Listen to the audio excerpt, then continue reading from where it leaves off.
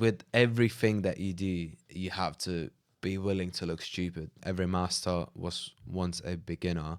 So you always need to ask the question, attend the conference, start the podcast, or share the content. You have to look foolish at first to become an expert in anything. So look at jiu-jitsu coach Martin. When he started jiu-jitsu, he was a white belt. Yeah, he was getting tapped out. Sometime, Yeah. At some point. And he was training every day for 3 times a day. And now he's a black belt and he can strangle both of us in like with one hand or something. I know, crazy.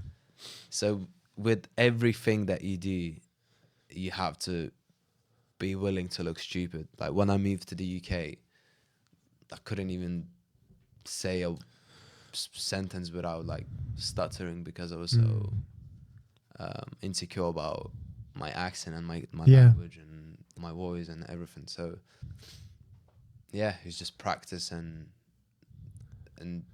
asking these questions. Just be curious, I guess. Yeah. Curious, helping. Being curious helped me so much, and just any. For sure. Like they say that a black belt's just a white belt that didn't stop turning up. And like Martin once said me one thing. He said, "I just tapped 10,000 more times than you did." Yeah. And I was like, "Yeah, that makes so much sense." And it does. Everyone will always think it's stupid in the beginning until it becomes something. I've firsthand seen that. Even with this podcast, people would be like, they'll look at this podcast and be like, oh, it's not. People will have their opinions on it. Yeah, of course.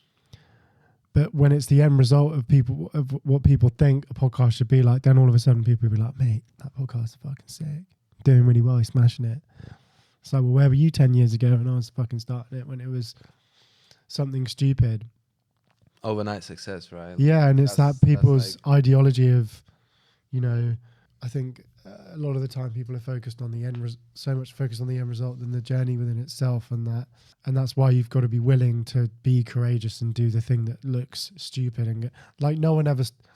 What was it? It's often those that can imagine do things that people have never even imagined. Do you know what I mean? So it's like those people that think about the ideas are the ones that really create or have an impact on the world because they do things people can often never imagine. And I think that by doing that is you have to often put yourself outside of the circle, outside of the norm, think a little bit sort of outside of what's comfortable. By all means, I say to myself all the time, why couldn't I just be that kind of person, or why couldn't we be the kind of person, because you're the same, where you just have a normal job and that's it. Do a 9 to 5, go home, watch Netflix, chill out, nice life, get weekends off, get holidays off, earn a good salary, that's it. And it's like, no, because I think, again, it's going back to the purpose of trying to understand who you are and reinstate the values that you have for yourself, the expectation, the purpose, the potential that you can truly be. By doing that, you have to do something that is not easy and in somewhat creates adversity in your life.